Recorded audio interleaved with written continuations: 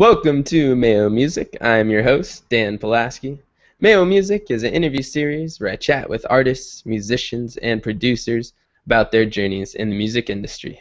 Today I spoke with Kayzo, an EDM producer who has exploded onto the scene these past couple years, with his tracks already receiving support from some of the biggest names in EDM, including Cruella, Carnage, Adventure Club, and Diplo. After winning Insomniac's Discovery Project contest, he had the opportunity to play at Beyond Wonderland in just his first gig ever. And later this month, he'll be playing alongside Headhunters and Wild Styles in one of the biggest hardstyle events ever to take place in the US. In the interview, he tells us how he became a producer, starting from when he was just playing around with a free trial of Ableton. He tells us about how his relentless focus on putting out great music has opened up so many doors for him, including being featured in Cruella's Troll Mix, as well as Diplo's BBC radio show. And finally, he leaves us with some sound advice on managing your career and ensuring your longevity as an artist. Now, I had a great time chatting with Kayzo in this interview. His story is really inspiring for any young producers struggling to get their career off the ground, and I hope you enjoy it. Let's do it. So you attended the music production school Icon Collective, right? Yeah, I attended back in 2012. Was it January 2012? Okay. Yeah, so yeah. No, Where were you as a producer before you, I guess, applied to get into that school? So at that point in time, I had no production knowledge actually. So like I moved out to LA in January 2012 for Icon. That's the reason I even came out here in the first place. I'm actually originally from Houston, Texas. So I did sports up until I was like 19. I played hockey my whole life, and that was my main thing. Lived around the country for that, and so music came into my life in terms of like wanting to do producing around 18, 19 is when I kind of got really interested in the idea of producing electronic music. So yeah, I kind of packed everything up last minute. I was actually at college at the time. Went to college for one semester in 2012, fall of 2011 actually. Told my parents I didn't want to do that anymore. Put this big elaborate like PowerPoint together when I went home for Thanksgiving break, kind of like because they had no idea I wanted to do this, and so I sat them down. I put out like handouts. I had like all this information on the school. It was like this huge presentation, and then they were like they've always been so supportive of like what I've done in my life because they've let me moved away from home when I was 14 for hockey, so I've been pretty independent. They've been able to let me go and let me do my thing and follow my dream type thing. So when I did that and sat them down for this whole Icon thing, they were on board. So I dropped out of college and drove to California in December.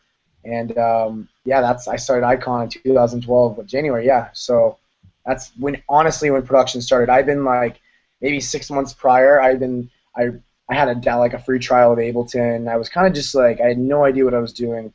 But I was going online. I went to some chat forums. I bought some tutorials online. I just wanted to kind of learn like the definitions, the language of producing, and like kind of understand like before I got to school like what I was even getting into. So I kind of messed around for like 6 months prior. Wasn't making anything. Didn't even know how to navigate around the softwares. So really, my production knowledge started in 2012 with Icon. Okay.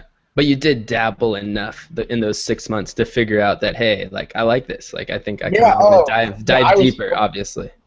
Yeah, I was hooked from the minute I got Ableton.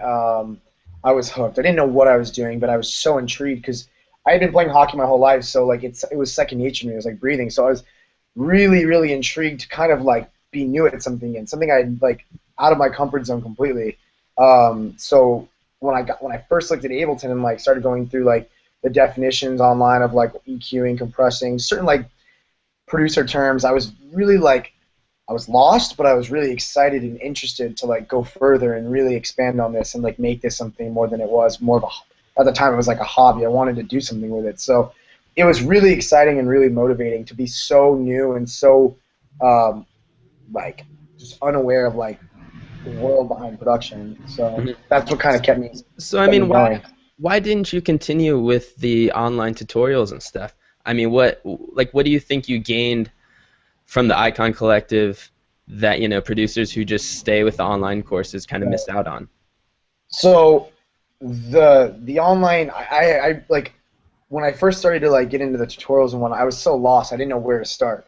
Like I everything that I was watching, everything I was trying to learn was already a little more advanced to where I should have been. Like it was already they were already diving into like songwriting and like arranging tracks. I had no idea like how to even navigate, how to even use my programs. So the great thing about Icon was regardless of where you started, like where your knowledge was when you got in, they still started from ground zero, from opening Ableton and installing it on your computer. So that was like day one. So we went from like literally just installing the program to like being able to mix and master my own music at the end of the 9 months. But at the beginning, it was all about navigating your programs, understanding how to use the programs, because that's one of the hardest things I think for new producers when they get into production is they download all this software. They're like, I need this, I need that. I don't know why I need this. I don't know why I need that. And they open it all. They sit down. They're like, I'm going to make music. And then they're like, okay, how do I open a program? How do I create a new track? How do I create a new, like, they don't know how to use any of it. So that's like, I think it's not about really like understanding how to write music and getting like not having ideas. Like, 'cause when I started, I had ideas in my head. I knew what I kind of wanted to write. Like, I knew like I had sounds in my head, songs in my head that I'd been thinking of, but I didn't know how to put it down into the program. And I think that's the hardest thing, and one of the best things that Icon taught me at the beginning was understanding how to use my tools. Because without understanding the basics and how to use your DAW, use your synths, use all the tools that come with it, you're just going to be frustrated and give up before you even really get the chance to start. So the fundamentals of producing were like huge on emphasis at my time at Icon. So that was one of the biggest things, was understanding how to do it all, like use these programs. Hmm. And was there anything also just about being in person and it being kind of like in this crew Yeah, with a bunch of other people who are like with the same passion as you, all in one room kind of thing? yeah, that was probably one of the coolest things at the time. Icon has moved locations now, and it's a lot bigger. Thanks to alumni and people from the past that have actually been able to go out there and kind of put themselves on the map. The good thing about Icon, everyone's a family there, so everyone that's made it, if you will, or have gone far, they always credit their success back to Icon and everyone there being a family. So it's really helped grow the school. But when I went there, it was like I think 25, 30 kids total throughout the whole school, different night and day classes. I think we started out with 12 kids in my class. We ended up, I think, graduating with like maybe 10, 9 or 10. But everyone at the school was just had the same mindset. They were all willing to learn and just wanted to be there. Unlike when you go to college, some people don't want to go to classes and certain things, not like what they're doing. But this was like everything you were learning was exactly what you wanted to do. So everyone there was so pumped and stoked to go to class each day. Regardless if you're actually in class or you're outside of class, there's kids everywhere helping each other, talking, shop, showing each other music, just talking about anything within, the producing world or the live show world or just, the world of music in general. So it's really cool just to be able to sit down and have like a little home away from home and just be able to hang out with people with like-minded, Hmm. ideas. So Exactly. that was a huge thing, being able to be there in person, because they do have online classes which are amazing. Being able to just be there and be with the instructors, um, be around your peers, it's super inspiring. There's always, I know now more than ever, there's always big DJs coming through using the studios, doing live sets there, doing Q&As. So it's just such an inspiring place to be. That Great. great energy. Excellent. Excellent. Yeah. Um, let's see, in a previous interview, I think you were asked what was the hardest professional lesson you had to learn? Your response, I may not get this word for word, but it was battling through making bad music. You said you're gonna suck and suck a lot. Like, tell me how you battled through that, and at what point, like in this, where you went to Icon Collective, at what point did you feel you were just making bad music? Um, and I guess what were you doing? Were you still putting it out, or were you just saying it's bad, I can't show it to anybody, or like walk me through that kind of stage of your I career. don't know. Yeah, maybe I said bad using the word bad at the time, but looking back, if I would rephrase that sentence, it wasn't that I was making bad music. Like my time at Icon was about learning and growing and understanding like who I was as a person and as an artist. So throughout, especially through the 9 months at school, throughout 2012, it was all about trial and error. So like the thing is when you're starting out with production, you're gonna make a lot of music that you think is your best song, and then you look back at it 6 months later and you're like, that's nothing. Like to what you're making now. It was a great piece of the puzzle and a learning experience, but you're always growing and you're always learning. So like I knew that at my time at Icon I didn't know anything when I started. So I knew the music that I was gonna make wasn't gonna be up to par to where I wanted to be at the start. So the thing as a producer, like you're gonna have to battle through. That's one of the hardest things to battle through is like, making all these tracks and knowing they're not good enough yet to show people. It can be really disheartening and a struggle at first. You're going to go through so much music that you never even put out. But, the best part about it was that I knew each song. My goal was to make each song better than the last song, whether it was, the mix down, the sound design, the idea, the chords, the melody, the actual music behind the track. So I was always trying to, strive for something I could one-up myself on each track. So yeah, at the start, like throughout the 9 months, I look back at it now and the music was, not so great. But I mean, that just comes with time. You mature as a person, as a producer, you learn more on all ends of the spectrum. So things get easier and you just start to click. But I think where it all started to kind of like make sense, or like I kind of had that moment where I'm like, oh, I can kind of do this. I can make this a career. Was at the end, it was kind of a really cool timing thing. So I graduated Icon in September of 2012, and I entered. This is like the first year I think Insomniac did the Discovery Project, and they had Okay. one, and then they did one for Escape from Wonderland. I didn't know anything about the project, didn't even know it was a thing, and I think it was around September. Yeah, I was doing a track that was kind of like a low tempo, kind of creepy, dark, you know, track, and it was just something I was working on to learn, to like, just to kind of like get better with. My girlfriend hit me up and she's like, listen, there's this competition that's going on. It's called the Discovery Project, and they're doing submissions for Escape from Wonderland, and if you win, you get to play at the festival. Hmm. And they're like looking for dark tracks, and they want a 30-minute mix. And I was like, well, I don't know if I should enter. I don't know if I'm ready for that. I'm probably not going to win. I've only been doing production for like 9 months. Like, and like, what are the odds? There's people that have been doing it for years. So I entered just on a whim, like, all right, I'll enter just for the fun of it, but I'll probably have to enter these like a couple more times before I even have a shot. So I entered with this dark track that I'd happened just to make like a week before she told me about the site and the contest. I made this track, I did this mix, I put it out in the submissions, and I think like 2 weeks later they called me and emailed me and said that I won the Discovery Project, and I got to play. So that was the moment. It was like, I've never even played a live show at this point because I got into producing before DJing. So like, this was the point. I was like, oh my god, I'm about to play a show, an Insomniac event nonetheless.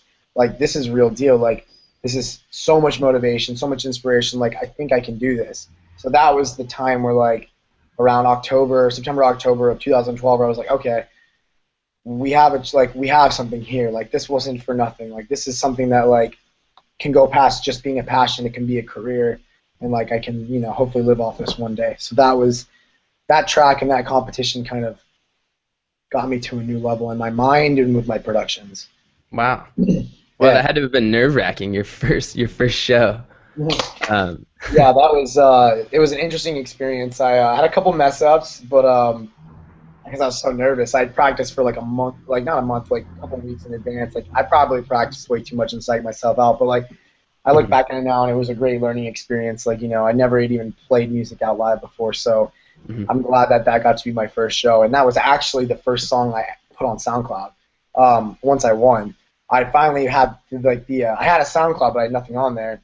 I Huh. was like, okay, like I feel confident enough that this song won the project. I can put this out and people can listen to it. So that was the first song I put out too. So it took me around 9-10 months to put out my first song on SoundCloud, and before I felt comfortable. So there's a lot of music before that I just worked on and stored and trashed, did whatever with. So it took a while. Wow. Wow, that's amazing. Yeah. Um, cool. Well, let's. So that was the first track you put out on SoundCloud. Then when did the Swimming Pools Kendrick Lamar remix come out? Because that's the only one that's public at the moment, or the Yeah, furthest back I can see. yeah. I took some stuff down. That was the first track that did really well on SoundCloud for me in terms of plays and catching traction with blogs. So that's the why I kind of like I cleaned up my SoundCloud a bit. I didn't want all this old stuff I put up like back in the beginning just being up for whatever reason. I wanted to keep things kind of you know tight in terms of what I have in my catalog for people to see. So yeah, the swimming pool one was. It could have been. I'd have to look back in terms on SoundCloud how long it's been up, and it's been up like well over. It could be almost what 2 years, a little over a year and a half now. Like it's one of the first tracks I put up, but it was after the very first song I put up.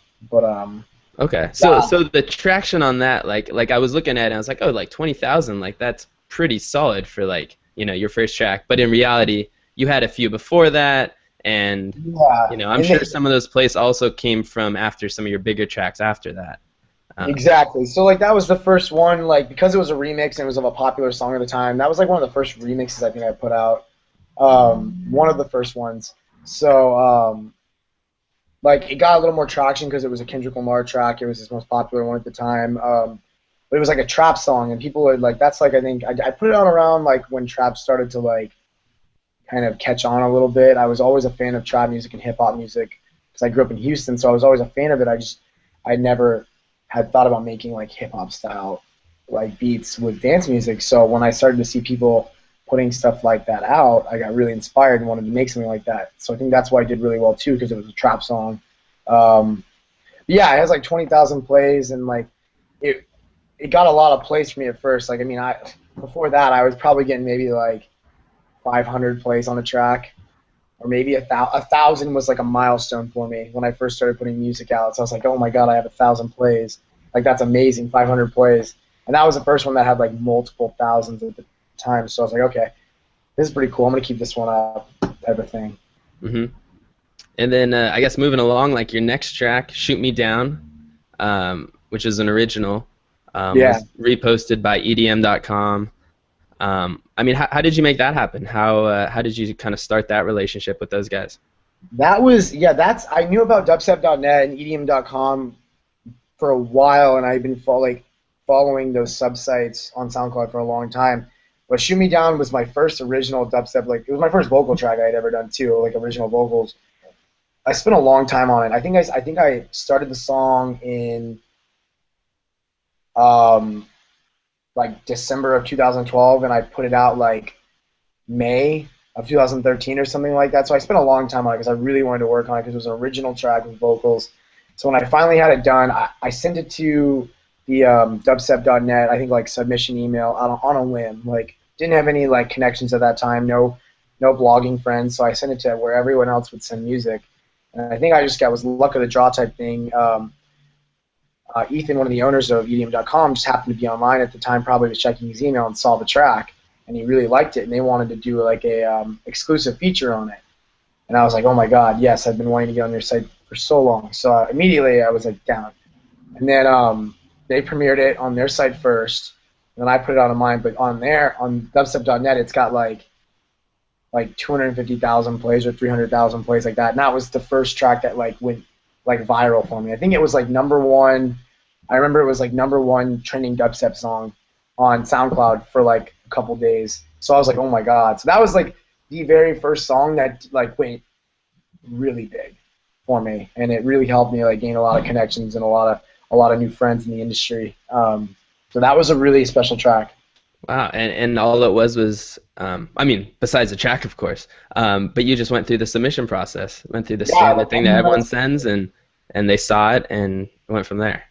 yeah, it was a combination of luck and like really like having a lot of confidence in the track. I spent so long on it. I knew it was a good track, and I had a lot of emotion and feeling and a lot of time into it. So I was like I was really proud of it. So Mhm. I would have been really upset if it got turned down, but I mean it's so tough to even get a response sometimes because up to those submission emails because they get flooded with like hundreds a day. So it's really hard for these bloggers to like go through every song a day. Like, so I mean, I think it was just a good timing type thing. Like he was on, I was one of the first tracks at the top that he probably clicked on in his email. So it was a combination of luck, the right timing, and just being a solid track overall. But yeah, it was great. It was a great start.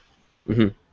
Well, tell me a little bit more about just kind of your relationships with blogs in general. I mean, do you kind of just stick to the submission process, or are there other things you've done kind of in the beginning or you're doing currently to kind of stay involved with them and stuff? Yeah, so like at the beginning, having no connections, no emails, no idea where to start. I just did a lot of like research in terms of like what blogs were out there. I created a couple of lists um, in my notebooks, and so I had like a bunch of random notebooks at the time where I just write stuff down for music, and I had a page full of like the websites and submission emails. And at the very beginning, I had no idea who to talk to, what to do. So everything at the beginning was done through submission emails. I would send individual emails at the time out to each blog regarding the track, and it was just to like a list each, but it was all individual emails. I didn't even do like group emails or any of that. So it took a long time, but I think a couple of blogs caught on that they saw that it was like really personal at the time, so they started to follow my music early on. But at the beginning, it was all just through submission emails. So when I started to get blog support from some blogs, kind of caught on to other blogs because a lot of these blogs post similar music, so they catch on. They see an artist, a new artist emerging, they want to check them out. So I started to become getting like friend requests on Facebook and Twitter followers from these bloggers, and I tried to get personal connections going with the bloggers at the time. So long story short, what I do now, which was a process throughout from start till now, is I've just gained a lot of like blogging friends that blog for different sites, and I'm friends with them. I'm friends with them on Facebook. I'm friends with some of them in real life. Some of them live out here in LA. So what I've done, I've just kept friendships up with these blogs, and I don't like to always talk music with these people. I like to sometimes just chat them or whatever and see how they're doing in like normal life and talk about what they're doing and what's going on outside of music. Because the last thing a blogger wants to hear from like someone in the music industry is just links, like promo links, links, links. Like so they get that all day long. They want to have some real conversations sometimes. So I've tried to develop with all my blogging friends and writers like personal relationships, being able to be friends with these people, like to the point to where like I could hang out with one of them outside of music and just go grab some food and hang out, rather than oh, what can you do for me? Like, will you write this article? Here's a new track.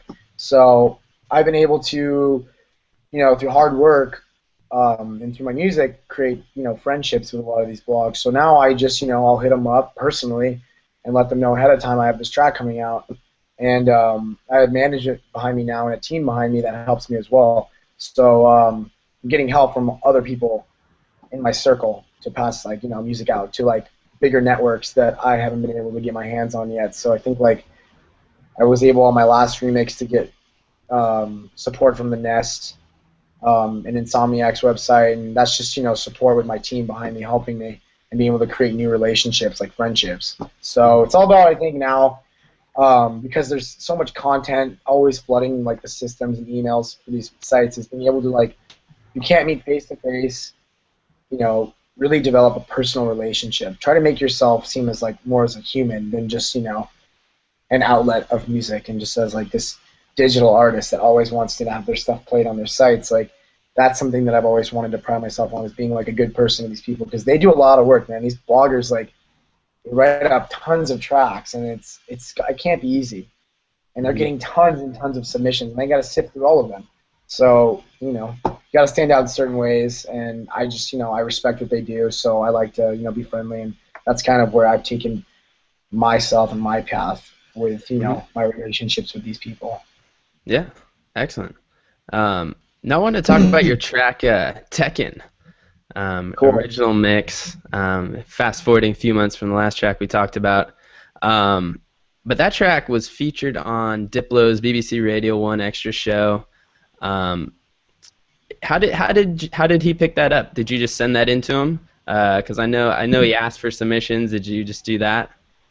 So what I did was I knew about the submission, but I sent it to a different email. I had like some like Diplo promo email that I don't think he uses anymore, but I sent it in like on a whim, and I didn't even know he had picked it. The only reason I even found out was I think BBC Radio did like a couple tweets out before the show, like tweeting at the new artists that were going to be on the show, and they tweeted at me saying like yada yada yada and Kayzo Music will be on the show tonight. So I was like, oh my god! So I guess he heard it somehow. So that's kind of how that went down. Like I sent it in. It's so hard. Like you can't ever like judge if like they're ever gonna, yeah, especially Diplo. You know, he gets millions, like so many tracks. So like, I didn't think of anything of it. I sent it in to him, kind of like the Discovery Project. Sent it in, didn't expect a response type thing, and then I got the tweet from BBC Radio saying that I was going to be on the show later that night, and that's kind of how that worked out. And it was like it was really cool. It was huge. It was a huge honor. Hmm. I mean, so like both of those. I mean, were you doing? Are there a ton of opportunities like these that you were submitting to that you just didn't get picked up on, or has it been a focus of kind of trying to get involved and doing things like this kind of throughout your career, or? Like these competitions I've done, or if you will, competition like these things where like I'll submit music, you know, to get something like out of it type thing. I've done the Discovery Project. I guess you can count the Diplo thing as something. I think the only other thing I've submitted for was I did this like Lights All Night contest on Indaba Music. Like I think it was 2000 like fall 2012 to play in Dallas in January of 2013. There was this contest like you submit a song and you can like you get flown out and you get to play there. And I think I got second in that contest, and then it was like they had judges and they picked someone else. But that was the other like one of the other contests I've submitted, and I didn't win. It was kind of a bummer. I submitted. I think it was Shoot Me Down at the time I put in.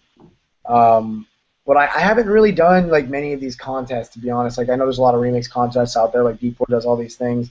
I've thought about doing those contests at the beginning, but they get so flooded with submissions that like I just sometimes will go download the stems and want to have like the acapella or something to use. But oh wait, there's actually I entered because I did a mosh pit remix a long time ago before there was a contest. I entered my mosh pit remix into the V4 competition, kind of just because I had done one, and I think that's still going on actually. But yeah, I guess that's the only other contest that I've done like that.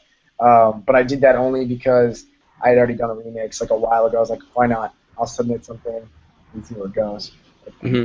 And then also, so your Tekken track is also released on Cruella's Ministry of Sound compilation, the future sound of EDM. Would that happen from the exposure from Diplo's show, or what did you do to arrange that? I think it's a combination of that. Like the track did pretty well in terms of it was such a new style track. Like it was the first track I had ever done that was like kind of like a hybrid track, and it was also a tempo changing track. It went from 128 BPM to 150, so it went from like big room electro heart like stuff to like hardstyle trap. So I think people like were really like intrigued by how different it was. So when it got on Diplo, that was a huge huge boost and push for the track. But I actually got to meet. I've known the girls in Cruella for a little bit of time now since I was an icon, and I became friends with them, good friends with them, and so I've been able to I always send them like new music and stuff like for their sets, and they really like Tekken. So I think that kind of helped, like having that personal friendship with the girls. So they really believed in the track. I think they may have put it in a mix or something like that, one of their troll mixes. But they love the track, and I think they played it out before once or twice. So I think that was one of the like deciding factors. Like they liked the track a lot, and I was like good friends with them at the time, and still am. So they picked it up, and that was something that like was out of the blue too. I had no idea that was going on. There's an email that sent to me from Ministry of Sound saying they wanted to pick the track up. So that was really cool. That was a huge honor to be able to be on that with those other artists on that that small list. That was really cool for the track. Absolutely, that's awesome. Cool. I wanted to, I guess, talk briefly about Sweatshop Records. You, I guess, are signed with them. You signed with them a few months back.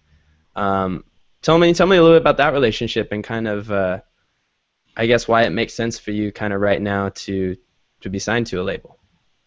Well, yeah, Sweet Shop. They're the label that Candyland started. I'm sorry, is it And, Sweet Shop or Sweatshop? yeah, no, it's Sweet Shop. Yeah, yeah. Sweet Shop. Okay, I messed No, that up. no, don't worry about it. Yeah, no, I got in contact with them back in was it like mid 2013, and they hit me up, and I sent them some like promo music to like Candyland earlier, like a while ago, and they really liked it, and they wanted to kind of like have me continue to send music to them, and I sent another track into them, and they wanted to sign it. It was, I think, Recoil at the time.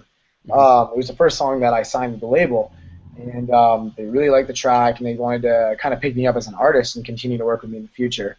So that's kind of how that relationship started, was through a submission of one single. And yeah, no, Josie and Ethan are great people. Like, they've been really good to me. They've been helping me. They've been able to help me a lot in my career. With feedback on my music, help me kind of push myself as an artist, and always trying to be different, and keep things moving type of mentality.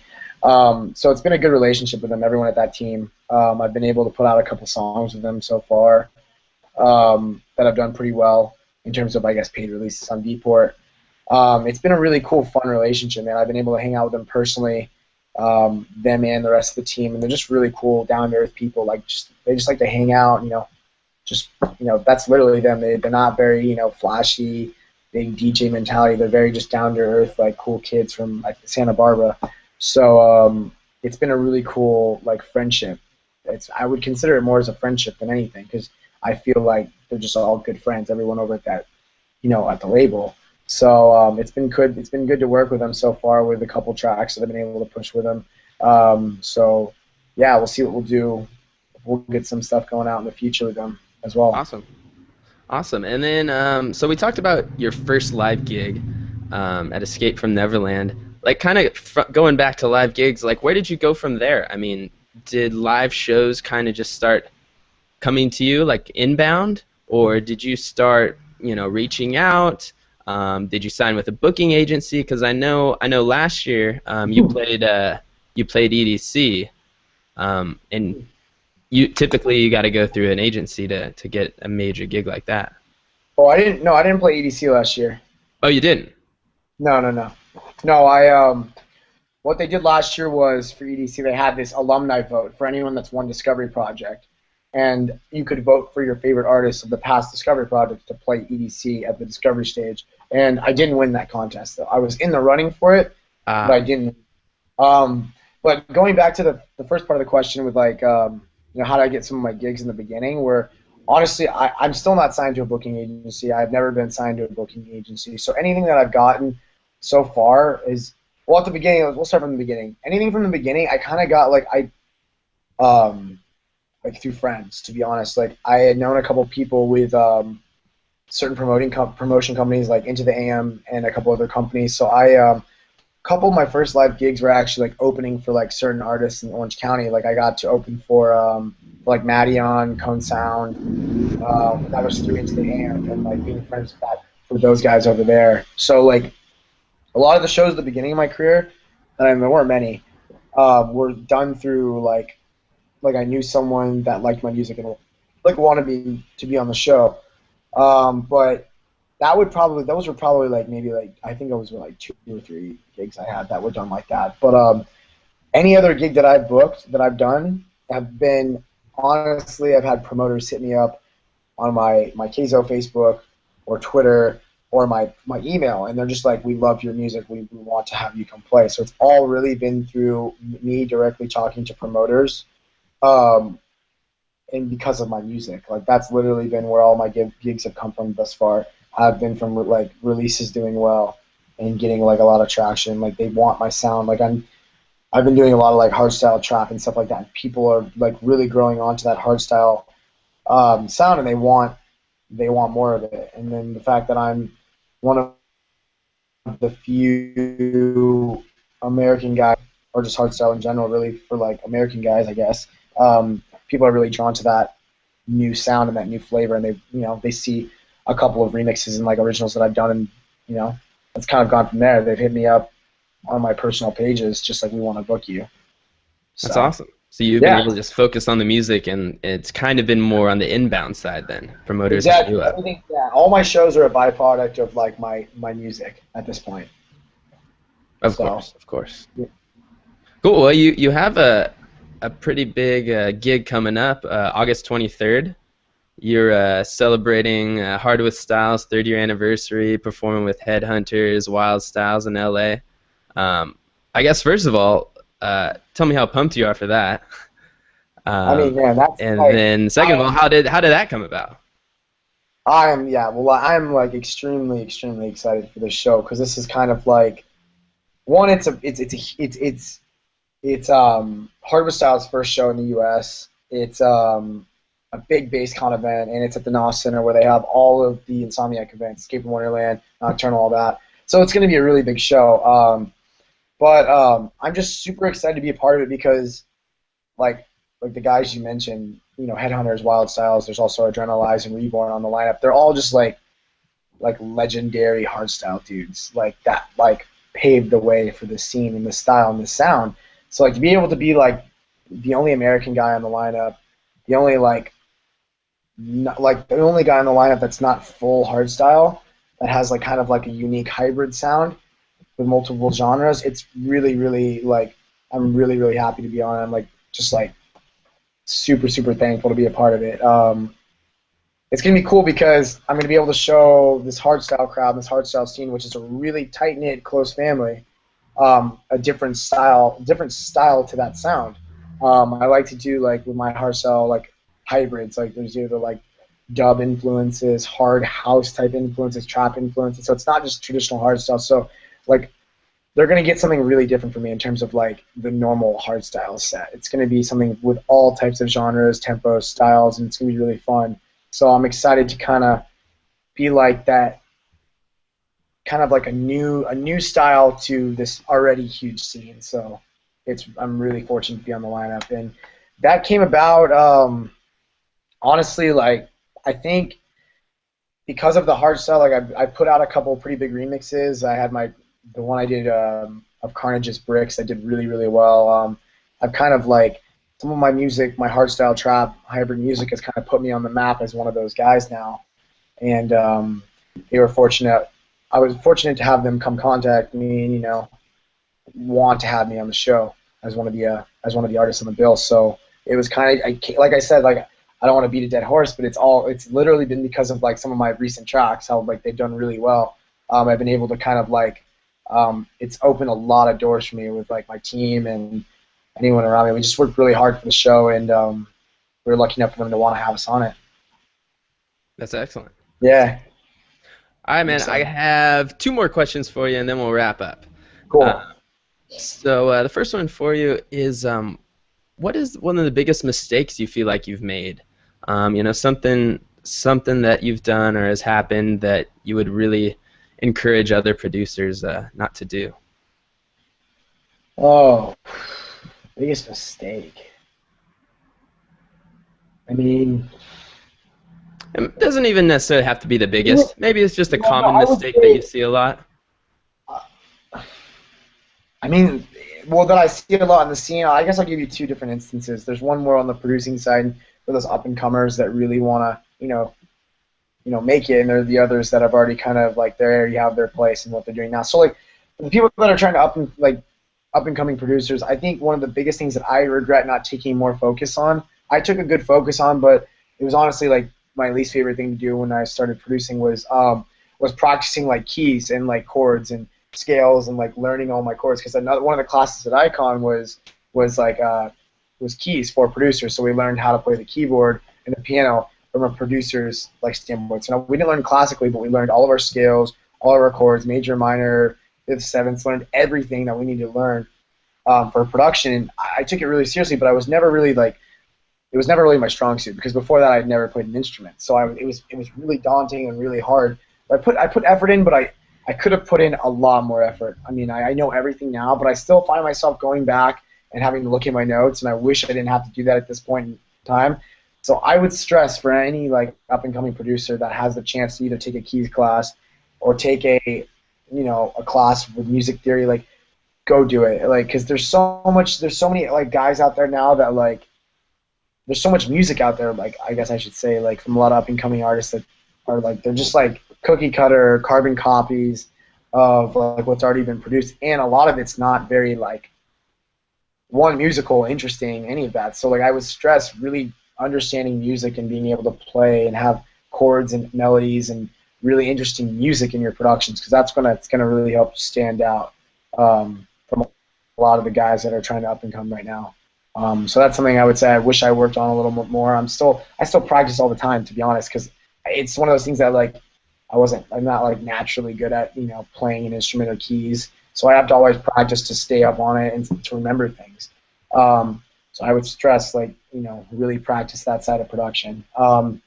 And then something else that I see a lot that, I mean, I guess I can be at fault at it for sometimes, but there's just a lot of negativity and bashing in terms of like every producer wants to have an opinion on what's cool and like what type of music should be like what's overplayed, like how everyone's like, oh, Big Room's just so like commercial, and there's just a lot of negativity and a lot of like yapping and just like talking on like the interwebs between all these producers, and I just wish people would just be like, get away from that, just make whatever you want.